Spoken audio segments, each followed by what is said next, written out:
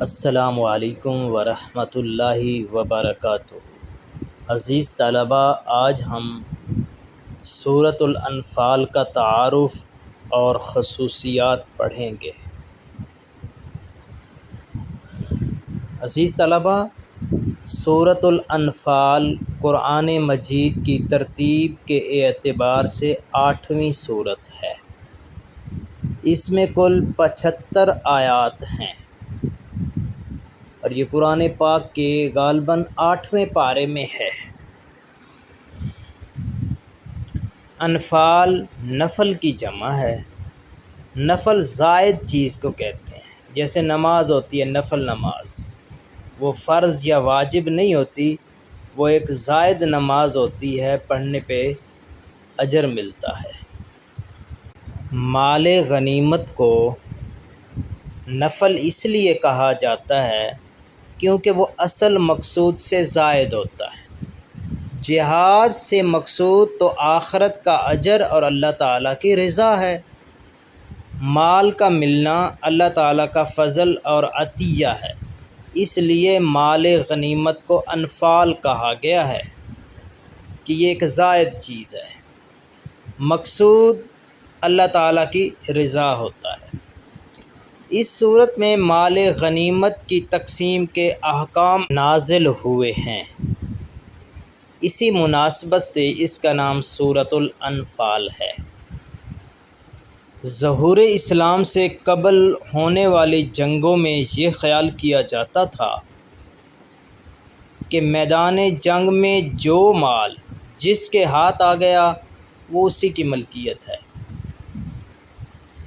اس زمانے میں لوگ مال و دولت کے حصول کے لیے بھی جنگوں میں شریک ہوتے تھے۔ سورۃ الانفال میں اس جاہلانہ تصور کی نفی کی گئی ہے اور بتایا گیا ہے کہ اسلام میں جہاد کا مقصد صرف اور صرف اللہ تعالیٰ کی رضا حاصل کرنا ہے۔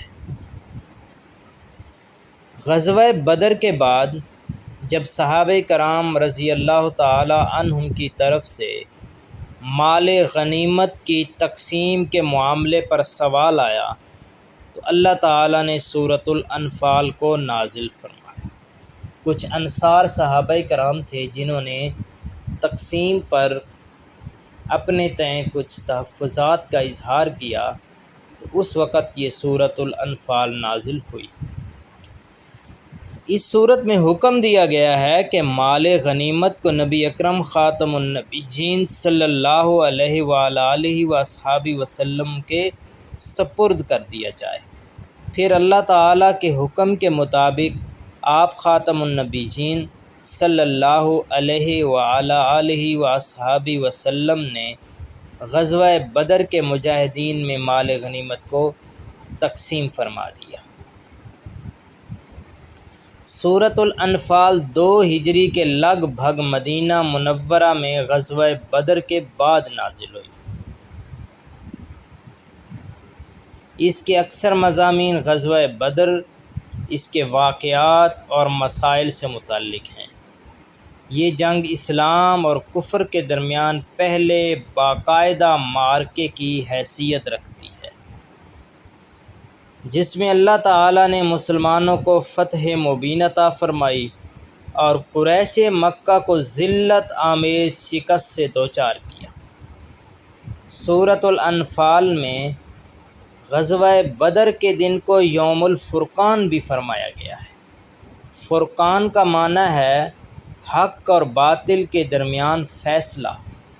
اس جنگ میں کفار مکہ کو شکست ہوئی اور اسلام کی حقانیت ظاہر ہوئی، اس لیے اسے یوم الفرقان کہا جاتا ہے۔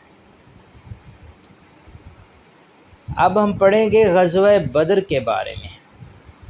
سورۃ الانفال کے بہت سے مضامین غزوہ بدر کے مختلف واقعات سے متعلق ہیں، جنہیں من و عن سمجھنے کے لیے اس غزوہ کے بارے میں کچھ بنیادی معلومات جاننا ضروری ہے، تاکہ اس سے متعلق آیات کو ان کے صحیح پس منظر میں سمجھا جا سکے۔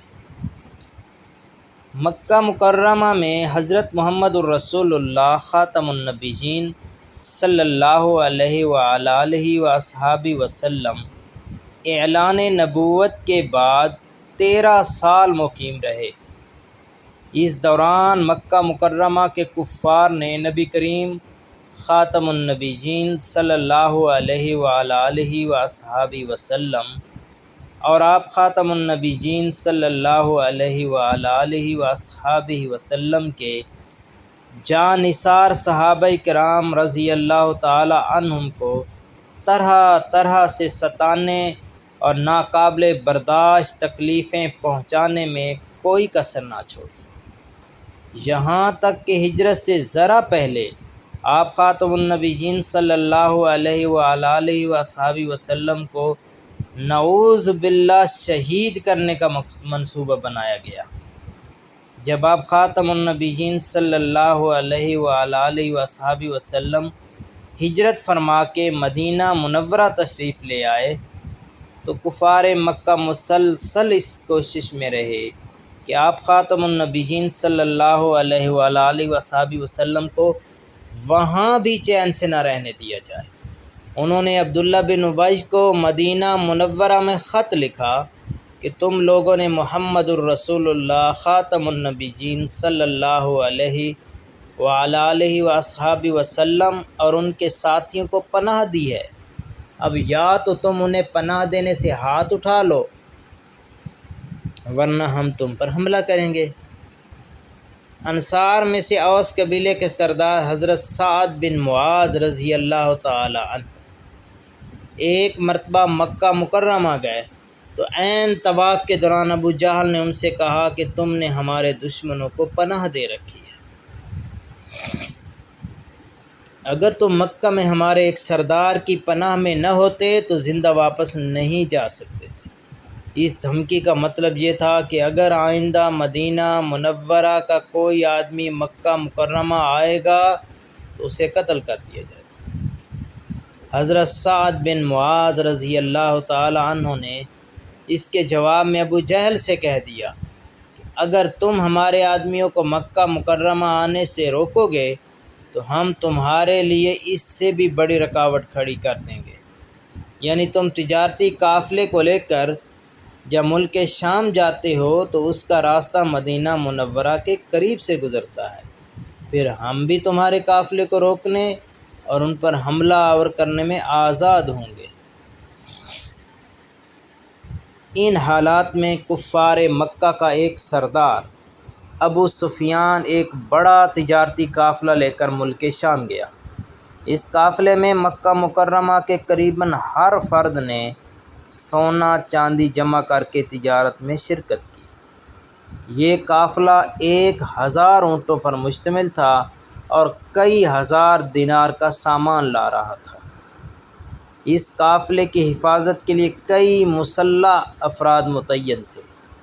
جب نبی کریم خاتم النبیین صلی اللہ علیہ وآلہ وصحابہ وسلم کو اس قافلے کی ملک شام سے واپسی کا پتہ چلا تو حضرت سعد بن معاذ رضی اللہ تعالی عنہ کے چیلنج کے مطابق آپ خاتم النبیین صلی اللہ علیہ وسلم نے اس قافلے پر حملے کی غرض سے اسلامی لشکر ترتیب دیا تاکہ کفار مکہ کو سبق سکھایا جا سکے۔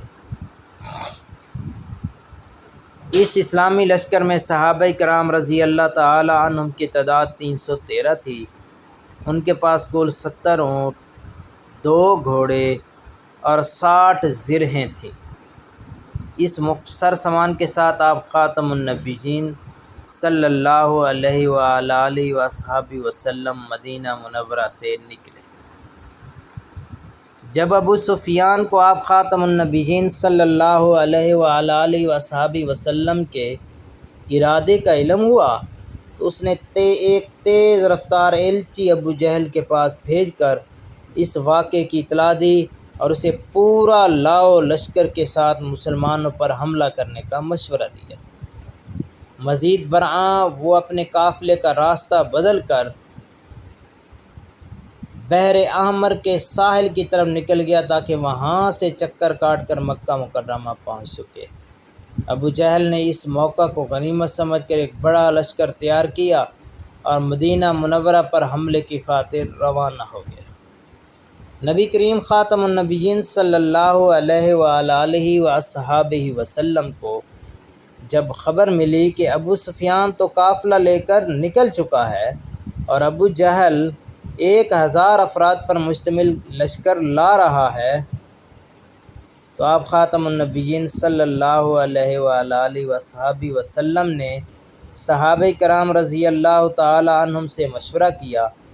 سب نے یہی رائے دی کہ اب مشرکین سے ایک فیصلہ کن معرکہ ہو جانا چاہیے۔ چنانچہ بدر کے مقام پر دونوں لشکروں کا مقابلہ ہوا۔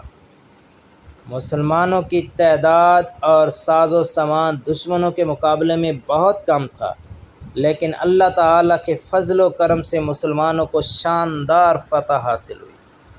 ابو جہل سمیت قریش کے 70 افراد مارے گئے، 70 افراد گرفتار ہوئے اور باقی لوگ میدان جنگ سے بھاگ کھڑے ہوئے۔ یہ تھا سورۃ الانفال کا تعارف۔ انشاءاللہ اگلے لیکچر کے ساتھ حاضر ہوں گے۔ اللہ حافظ۔